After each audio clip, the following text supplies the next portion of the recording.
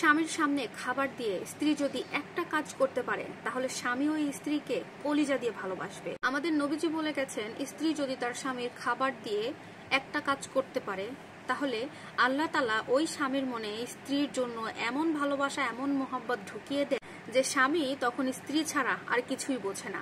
বর্তমান সমাজে স্বামী স্ত্রীর মধ্যে কোনো ভালোবাসা নাই, কোনো মহাব্বত নাই। দেখতে গেলে দেখা যায় প্রত্যেকটা ঘরে ঘরে স্বামী স্ত্রী অসুখী। পরকিয়া, এই পরকিয়া আজকে আমাদের এই সমাজে এতটা আকার ধারণ করেছে, বলা যায় মহামারীতে আকার নিয়েছে। এখন এই সমাজে এসে স্বামী স্ত্রীর মধ্যে কোনো সম্পর্ক নাই, সেরকম কোনো মিল মহব্বত নাই। দেখা যায় স্বামী এক রুমে ঘুমাচ্ছে, স্ত্রী আরেক রুমে ঘুমাচ্ছে। আবার যদিও এক রুমে ঘুমায়, স্বামী ঘুমাচ্ছে ফ্লোরে, স্ত্রী ঘুমাচ্ছে বিছানায়। বিভিন্ন ভাবে তারা দাম্পত্য জীবনে অসুখী হয়ে রয়েছে। শুধুমাত্র তারা রাসূল সাল্লাল্লাহু আলাইহি ওয়াসাল্লামের দেখানো সুন্নাত অনুযায়ী চলাফেরা করছে না। আর এই কারণে তারা বিভিন্ন ভাবে দুনিয়ার এই জমিনে অসুখী হয়ে আছেন এবং দুনিয়া ছেড়ে যাওয়ার পরেও অসুখী থাকবেন।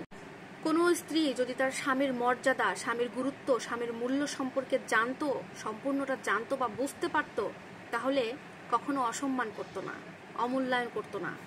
স্ত্রী যখন স্বামীকে খাবার দিত তখন স্ত্রী তার সংসারের সমস্ত কাজকর্মের কথা ভুলে যেতেন। স্বামীকে খাবার টেবিলে বসিয়ে খাবার দিয়ে অন্য কাজের জন্য ছোটাছুটি করতো না। স্বামীকে খাবার দিয়ে স্ত্রী স্বামীর সামনেই বসে থাকতো। স্বামীকে খাবার দিয়েছে খাওয়ার জন্য, যত সময় স্বামীর খাবার না শেষ হয় তত সময় স্ত্রী তার স্বামীর সাথেই বসে থাকতেন। স্ত্রী চিন্তায় থাকতেন, খাবার দিয়েছি, কি লাগবে, ভাত লাগবে আর একটু, পানি লাগবে না অন্য কিছু লাগবে। সামান্য এইটুকু কাজ, এটা অতি সামান্য কাজ।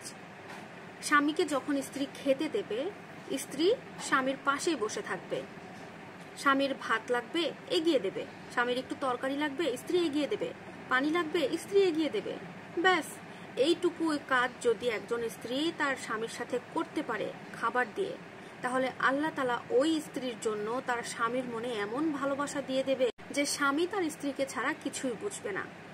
এত এত গুণ পরিমাণ স্ত্রীর জন্য স্বামীর বুকে আল্লাহ তাআলা ভালোবাসা বেঁধে দেবে। স্বামী তার স্ত্রীর প্রতি ওই মুহূর্তে দুর্বল হয়ে পড়ে। স্বামী মনে করে যে স্ত্রী আমার প্রতি কতটা আনুগত্যশীল, আর স্ত্রী আমাকে ছাড়া অন্য কিছুই বোঝে না। সংসারের সমস্ত কাজ কর্ম অফ করে দিয়ে সে আমার পাশে এসে বসে আছে আমি খাচ্ছি বলে।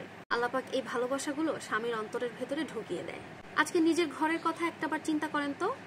আপনি যদি স্বামী হয়ে আপনার স্ত্রীর কাছে খাবার চান বা পানি চান, তখন আপনার স্ত্রী কিন্তু ঘরের কাজে ব্যস্ত থাকার কারণে হঠাৎ করে বলে ফেলবে, ডাইনিং টেবিলের উপরে খাবার রাখা আছে বা ডাইনিং টেবিলে জগ ভরা আছে, পানিটা একটু নিয়ে খাও না, হয়ে গেল। কিন্তু এটা কিন্তু আমাদের প্রত্যেকের সংসারে নিত্য একটা কাজ, নিত্য একটা ঘটনা ঘটে থাকে। স্ত্রীরা, আমরা নারীরা ঘরের কাজে, সংসারের কাজে এতটাই ব্যস্ত হয়ে থাকি, স্বামী খাবার চাইলে, স্বামী পানি চাইলে আমরা সাধারণত বলে থাকি একটু নিয়ে খাও, ওখানে রেডি করাই আছে। আবার অনেকে তো বলে থাকি আমরা নারীরা যে খাবারটা একটু বেড়ে খাও না, সব তো রেডি আছে, আমি একটু কাজ করছি, আমি একটু ব্যস্ত আছি, বা আমি একটু সিরিয়াল দেখছি, বা এটা করছি সেটা করছি, নানান বাহানা। এখন ওই স্বামী ওই স্ত্রীকে কেমনে ভালোবাসবে বলেন তো? এই স্ত্রীর প্রতি স্বামীর মহব্বত কেমন করে আসবে বলেন তো? তাই নবীজি বলেছেন, যদি কোনো স্ত্রী তার স্বামীর মর্যাদা, হক সম্পর্কে জানতে পারত, তাহলে কখনো স্বামীকে খাবার দিয়ে উঠে চলে যেতেন না।